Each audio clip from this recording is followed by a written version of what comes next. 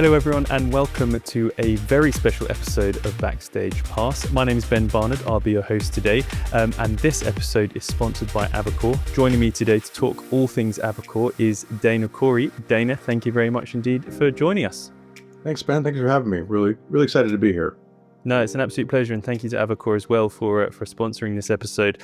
We were talking before about how other episodes that we've done, we have multiple guests, and sometimes we have to keep our answers very concise and kind of sometimes miss out some important details. Whereas today we've got plenty of time to delve into everything. So really pleased to have you here. If you would just give us a quick intro to yourself and your role at Avocor. Yeah, so my name is Dana Corey. I'm with Avocor. Been with Avocor about almost 9 years now. Been in the AV industry my entire career, pretty much since the mid 90s. So almost 30 years now. And just been all over in the sense of, but focused on audiovisual, meaning switching scalers, displays, LED, all those things, and really built a career around that. And been really excited to be here with my friends and at Avocor and the technology. So really excited about what we built. Fantastic. And when you usually take meetings, have you got that guitar in the background? Do people always asking you to entertain them in that way? Are you that guy, like, in the office get-togethers? I am not that guy. I like to be a guy that people want to hang out with, but I'm not for the guitar reason. It's more of a look, and I've always wanted to pick it up, but I've not. It's become a talking piece. So I do have aspirations one day, maybe when I'm slowing down a little bit, I'll do that.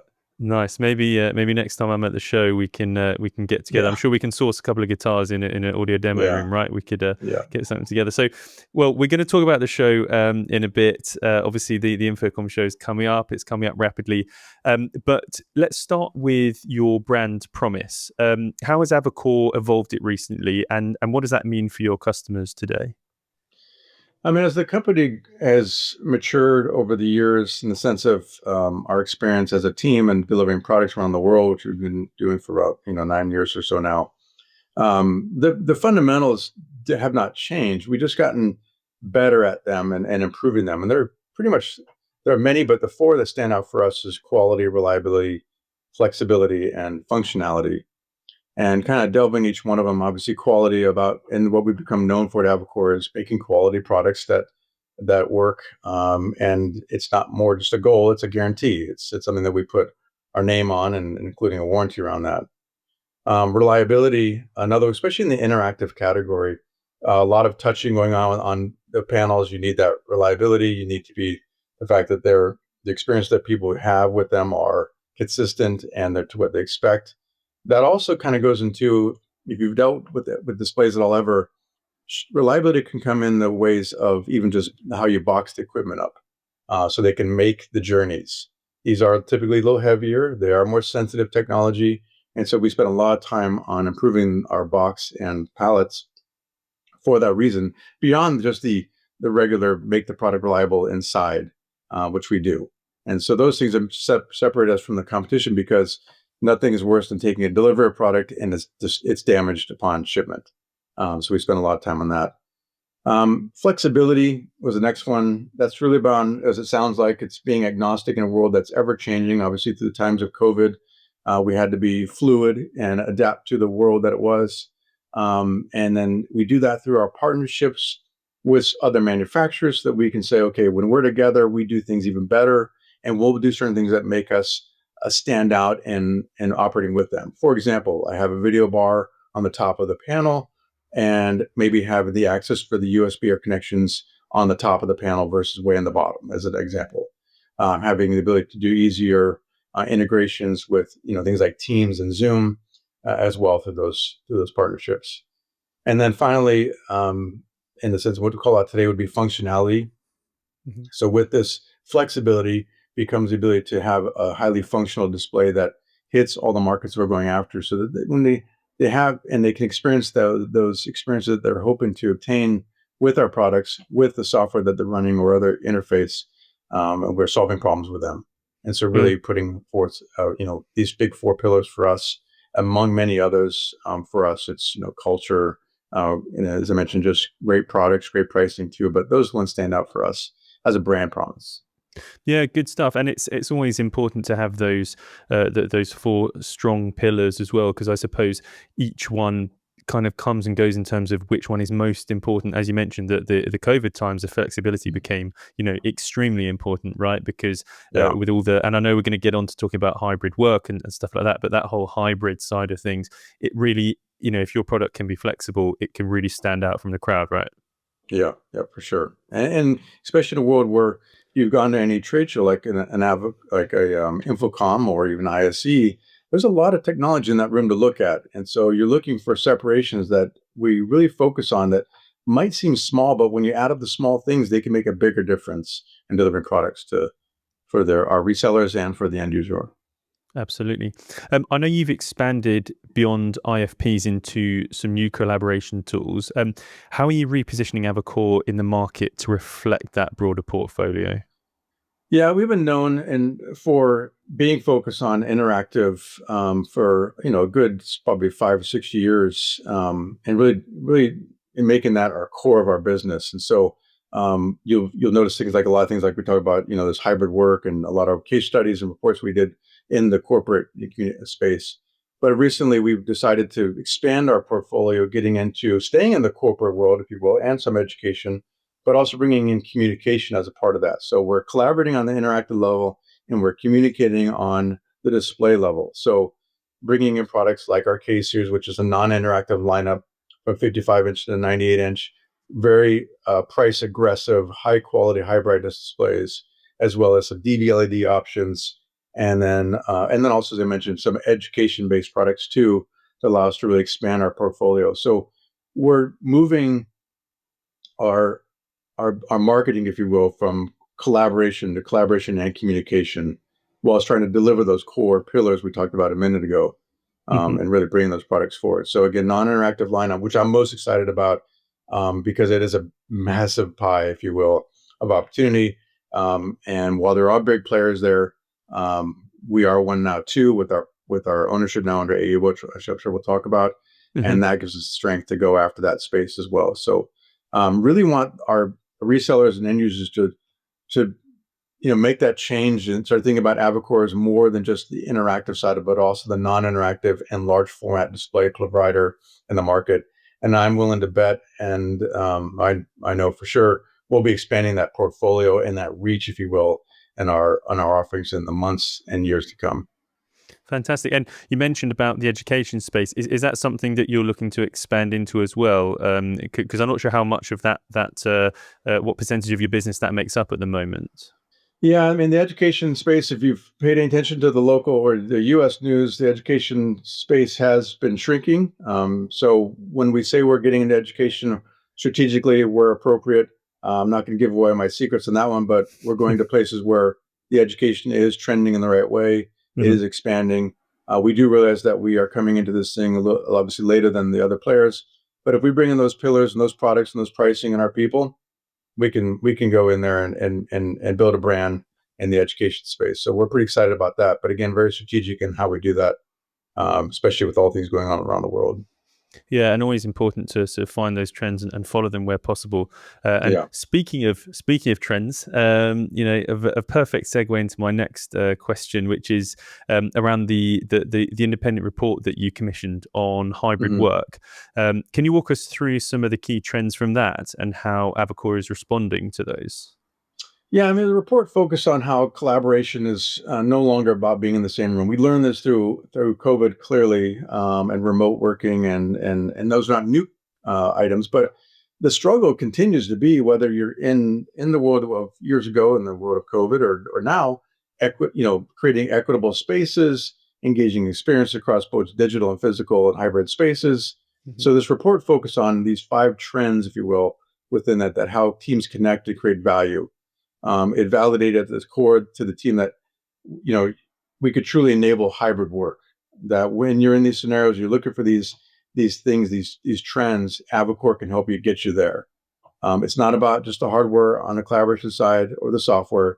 It's about helping people collaborate in ways that are inclusive, intentional, intelligent.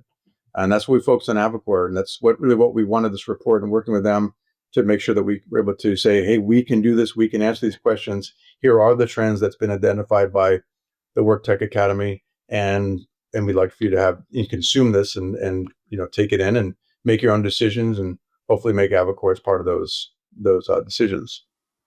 Good stuff. And how has that report been sort of received as well from the people that you've sent it out to? Is it very much kind of an eye opener? Is it very much kind of, oh yeah, this is what we expected, but it's nice to have it confirmed? What's been the sort of the Yeah, temperature as probably people have had it? good point, Ben. Probably about all the above that you just mentioned. Some that are really in the space and know well, they're probably like, yeah, I know this, and hopefully we open their eyes to that Avocor should be part of that conversation and those answers. I think for some it was an eye opener or a confirmation that there are ways to handle this. It's a we love to have this idea of a silver bullet that can answer every scenario possible. But so what we try to give away or give in this process is to say, okay, we can answer most of those, and then with the reseller development, we can help provide better solutions for our end users, for Yeah. sure. Yeah, So excellent, and it's always it's always a good exercise as well as a kind of like a happy side effect of commissioning these independent reports when you release them, and you can say these are the findings, and we can really help with a lot of this stuff. So hopefully it builds yeah, a lot of confidence in your brand as well.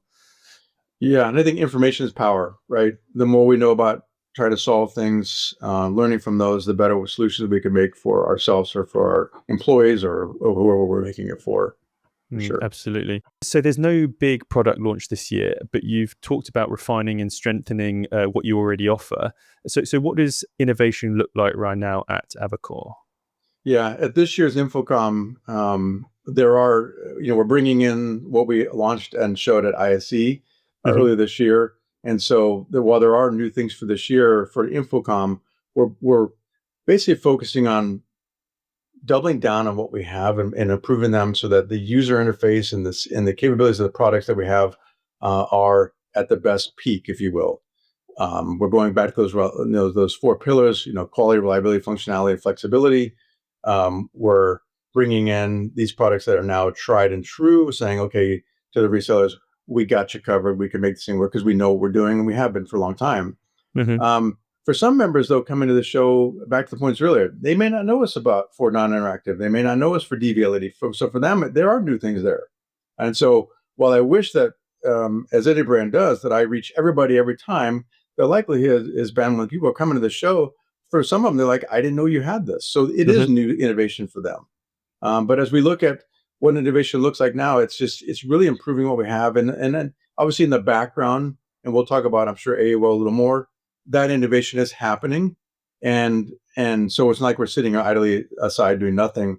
But again, those will come and say, I didn't know this. This is great. This is innovation. For those that have seen the product maybe in an IC earlier, they're like, this is perfect. I can now see these reliable products that are doing the most, and we're getting 100% out of them as a full capability product.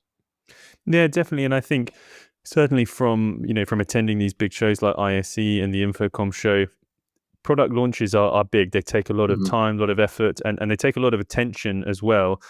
If you're constantly launching new products, like you say, you don't give a chance to those real kind of stalwart, reliable products that you've had for a long time, or that have been particularly popular.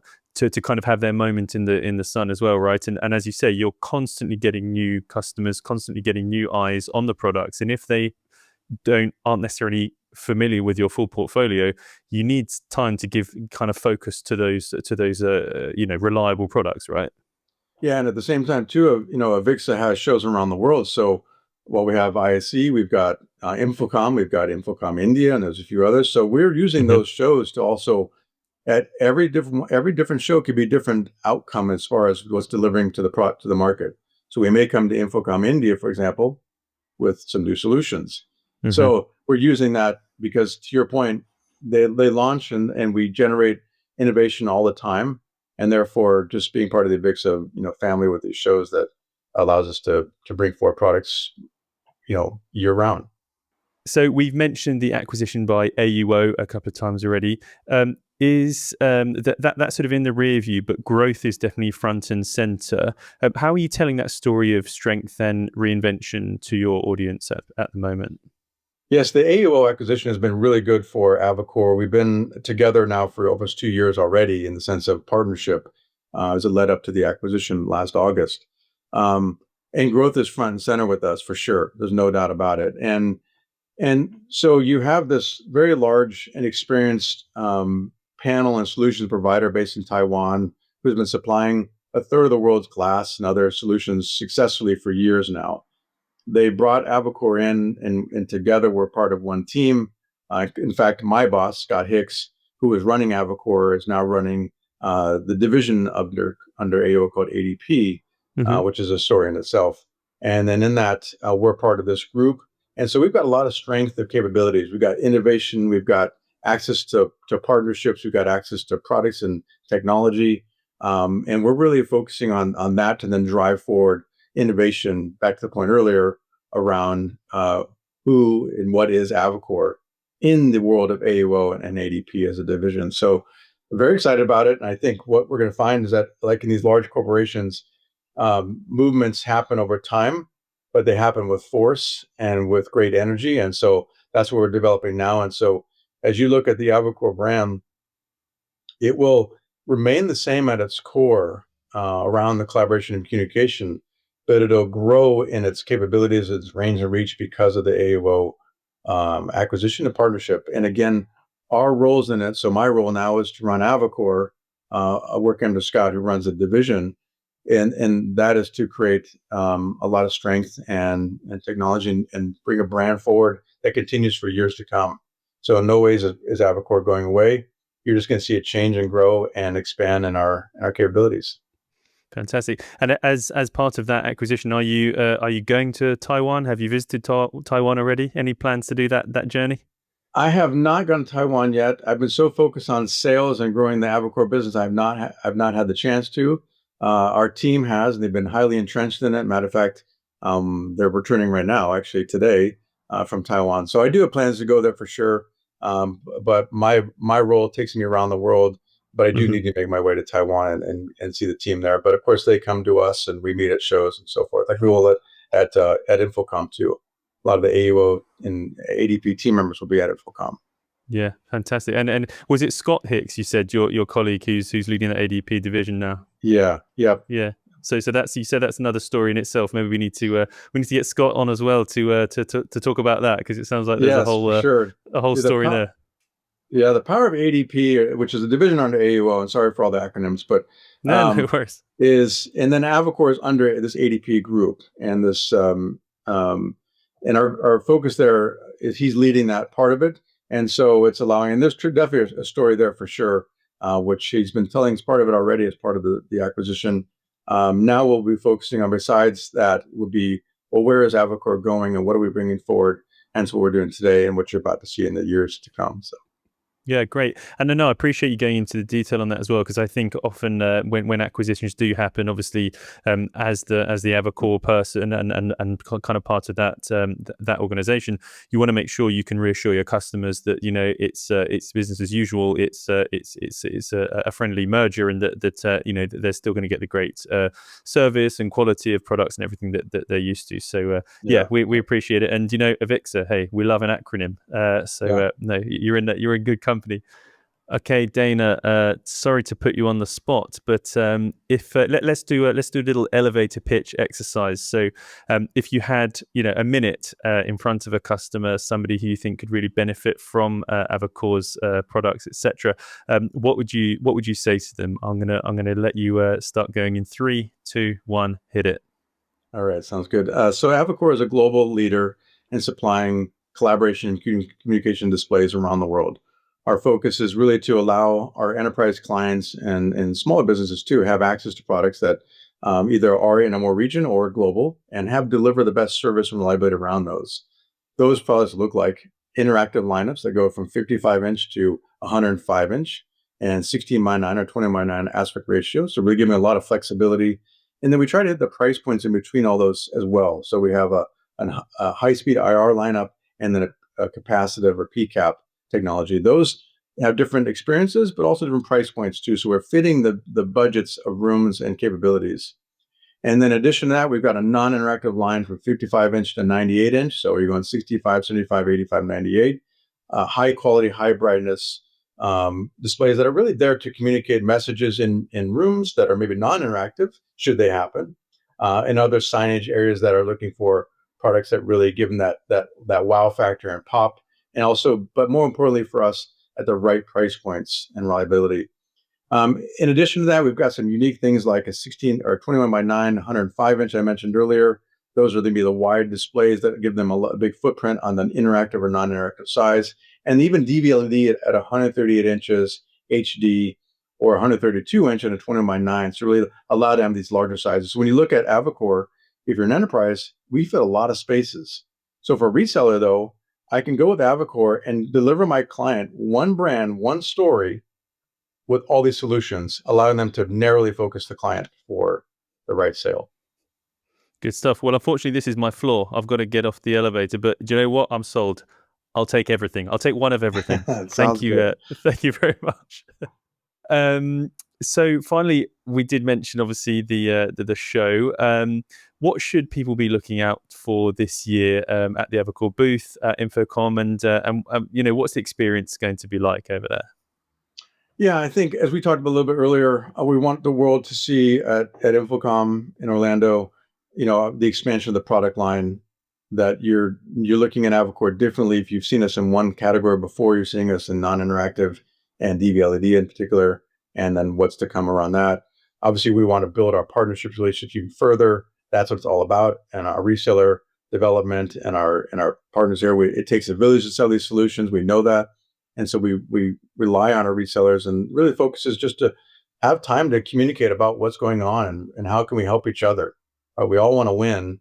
And so what does winning look like, and what can we do in that role together to make that reseller successful? And Avocor is part of that. And then most importantly, address the end user's needs and wants successfully so we can repeat that business over and over again.